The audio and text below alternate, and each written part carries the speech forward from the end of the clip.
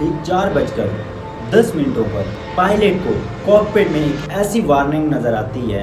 पहले तो पायलट को लगा कि ये एक मामूली सी इलेक्ट्रॉनिक ग्लिच है, लेकिन असल में मामला काफ़ी गंभीर था।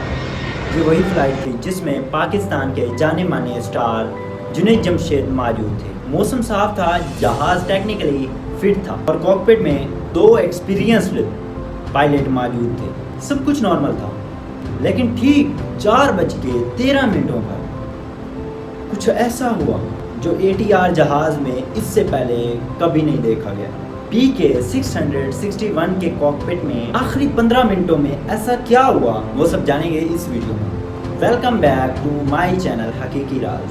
नाज़रीन, 7 दिसंबर 2016 पाकिस्तान के नादरन इलाकों में सर्दी पूरी शिद्दत के साथ दस्तक दे चुकी थी। चित्राल, जो अपने खूबसूरत और ऊंचे पहाड़ों की वजह से जाना जाता है, उस दिन एक आम सी दोपहर का मंजर पेश कर रहा था।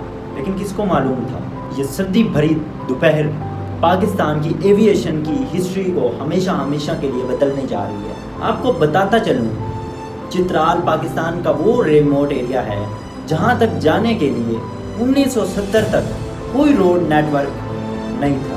लोग पाकिस्तान के दूसरे हिस्सों तक पहुँचने के लिए अफगानिस्तान से होकर पाकिस्तान के उन शहरों तक पहुँचते थे। चित्राल को पाकिस्तान के साथ कनेक्ट करने वाला एक वाहिद रोड बनाया गया जिसको लिवारी पास कहते हैं। 1970 में ये बना तो था, लेकिन ये एक सीजनल रोड था क्योंकि इसको गर्मी में ही यूज़ किया जा सकता था।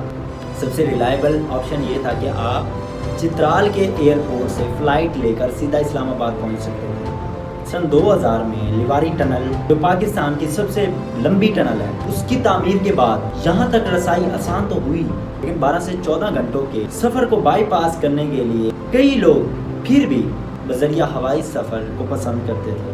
7 दिसंबर 2016 को चित्राल के एयरपोर्ट के वनवे पर PIA का एक ATR 500-42 जहाज़ टेक ऑफ के लिए बिल्कुल तैयार खड़ा था। इस जहाज़ को PK 661 फ्लाइट नंबर के साथ चित्राल से इस्लामाबाद जाना था। जैसे कि आप देख सकते हैं, ये एक छोटा ट्वाइन इंजन जहाज़ है जिसमें इस वक्त टोटल 47 लोग सवार थे।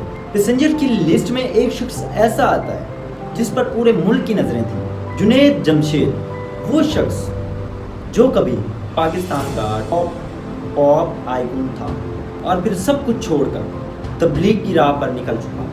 वो अपनी बीवी के साथ चित्राल के एक तबलीगी दौरे पर थे और आज वापसी के लिए इस बदकिस्मत जहाज़ में सवार हुए। जुनैद जमशेद के अलावा भी इस जहाज़ में कई नामी ग्रामी अफराद मौजूद थे, जिनमें चित्राल के डिप्टी कमिश्नर भी मौजूद थे जिनका नाम था उसामा वड़ाइच। कॉकपिट में कैप्टन सालेह जंजोया के साथ 2 मज़ीद पायलट्स भी मौजूद थे। कैप्टन सालेह जंजोया कोई आम पायलट तो था नहीं, उनके पास 12,000 घंटों का फ्लाइंग एक्सपीरियंस था और वो इसी ATR जहाज़ के इंस्ट्रक्टर भी थे, यानी उन्हें इस जहाज़ के पुर्जे का पता था। दोपहर 3:38 पर फर्स्ट ऑफिसर ने थर्ड लीवर को ऊपर किया और टेक ऑफ की पोजीशन बना ली और अगले ही में फ्लाइट PK 661 चित्राल के एयरपोर्ट 20 रनवे से बाहिफाजत टेक ऑफ कर जाती है। शुरुआत का आधा घंटा बिल्कुल पुरसुकून गुजरा। जहाज़ फ्लाइट लेवल 135 यानी 13,500 फुट की ऊंचाई पर क्रूज करता है। वादियों के बीच से उड़ता हुआ इस्लामाबाद की तरफ रवाना हुआ। ये फ्लाइट कई सालों से चित्राल से इस्लामाबाद एक हफ्ते में एक बार ज़रूर जाती थी, लेकिन किसको पता था आज टेक ऑफ करने के बाद ये जहाज़ कभी भी इस्लामाबाद नहीं पहुंच सकेगा, क्योंकि ठीक 4:12 पर सब कुछ बदलने वाला था। दोपहर के 4:10 पर PK 661 को परवाज भरे 32 मिनट गुजर चुके थे। जहाज़ इस वक्त 13,375 फुट की बुलंदी पर था और इस्लामाबाद की तरफ बढ़ रहा था। कैप्टन सालेह जंजोया ने सीट बेल्ट का साइन ऑफ किया और पैसेंजर्स के लिए एक नॉर्मल सी अनाउंसमेंट शुरू कर दी।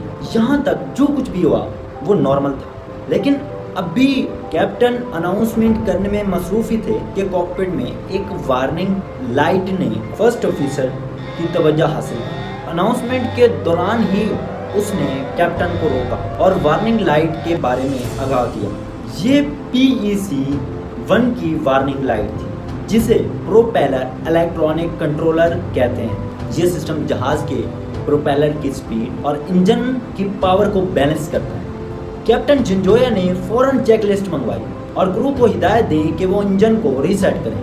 پہلے تو انہیں لگا کہ یہ ایک نارمل الیکٹرونک گلیچ ہے جو کہ اکثر پرانے جہازوں میں آتا رہتا ہے، لیکن کہانی اتنی سادہ نہیں تھی۔ ریسیٹ کرنے کے باوجود ایرر ختم نہیں ہوا، الٹا کاکپٹ میں ایک عجیب سی آواز سنائی دینے لگ گئی۔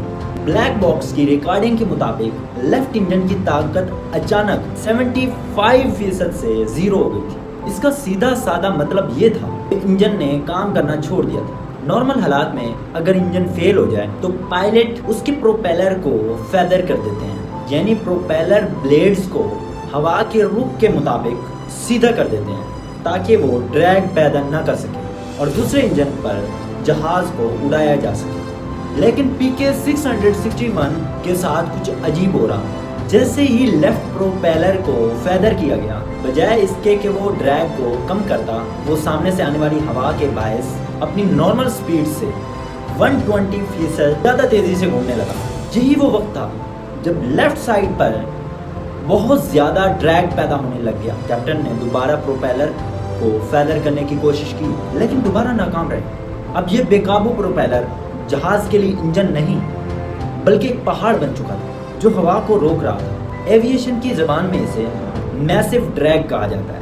یہاں آپ کو بتاتا چلوں کہ جہاز کو ٹرن کرنے کے لیے ونگز پر آئلرونز لگے ہوتے ہیں۔ جس سائڈ کا آئلرونز نیچے ہوتا ہے وہ سامنے سے آنے والی ہوا کو روکتا ہے جس سے ڈریگ پیدا ہوتا ہے اور جہاز اسی طرف ٹرن کر جاتا ہے، یعنی وہی ڈریگ ہے جو جہاز کو ٹرن کرواتا ہے۔ لیکن یہ ایک کنٹرول ڈریگ ہوتا ہے جسے کم یا زیادہ کر کے ٹرن کو کنٹرول کیا جاتا ہے۔ اب فلائٹ 661 کے پروپیلر کی فیدرنگ تو نہ ہو سکی، الٹا اس نے خطرناک ڈریگ پیدا کر دیا جس سے جہاز لیفٹ طرف مڑنے لگا۔ لیکن یہ ٹرن کوئی ایسا ٹرن نہیں تھا جسے پائلٹ کنٹرول کر سکے۔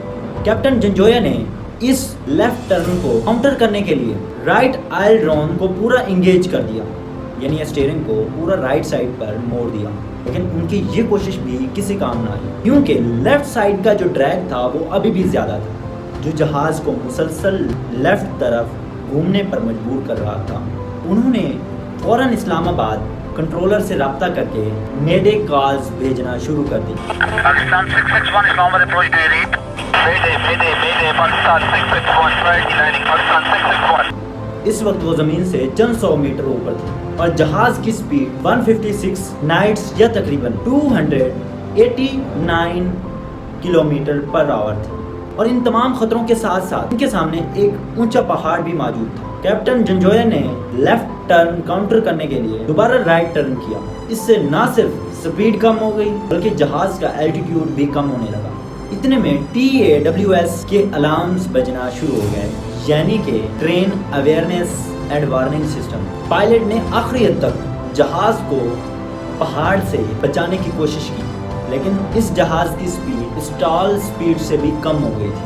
اس پوائنٹ پر کاکپٹ میں سارے الارمز کے ساتھ ساتھ اسٹال وارننگ بھی بجنا شروع ہوئی۔ یہ ایک ایسی کنڈیشن ہوتی ہے جس میں پائلٹ کے ہاتھ میں کنٹرول ہوتے ہوئے بھی کام نہیں کرتا کیونکہ ونڈز لفٹ پروڈیوس نہیں کرتے اور پائلٹ کے تمام ان پٹس کام کرنا چھوڑ دیتے ہیں۔ اب جہاز 90 ڈگری کے اینگل سے لیفٹ کی طرف مڑ گیا اور نوز ڈائیو کرتا ہوا تقریباً 256 کلومیٹر فی گھنٹہ کی رفتار سے پہاڑ کے ساتھ جا ٹکرایا۔ 4:15 پر حویلیاں کے قریب پہاڑوں پر آگ کے شعلے دکھائی دیے اور جہاز کا جلتا ہوا ملبہ 2 کلومیٹر تک پھیل گیا۔ اس حادثے میں 47 مسافر تھے جو کہ سارے کے سارے جان کی بازی ہار چکے تھے۔ جہاں یہ حادثہ پیش ہوا وہاں پر کوئی روڈ نیٹ ورک نہیں تھا۔ قریبی گاؤں کے لوگ پہاڑ پر چڑھے لیکن آگ کی شدید گرمی کی وجہ سے ان کے قریب نہ جا سکے۔ اگلے دن کی شام تک ریسکیو ٹیمیں پہنچ گئیں اور تمام لاشیں ریکور کرنے لگے۔ حادثے کے بعد پورا ملک جیسے صدمے میں چلا گیا۔ شروع میں پی آئی اے کی مینجمنٹ سارا ملبہ پائلٹ پر ڈالنے کی کوشش کی۔ انہوں نے کہا کہ جہاز بالکل ٹھیک تھا، شاید پائلٹ کی غلطی کی وجہ سے یہ حادثہ پیش آیا۔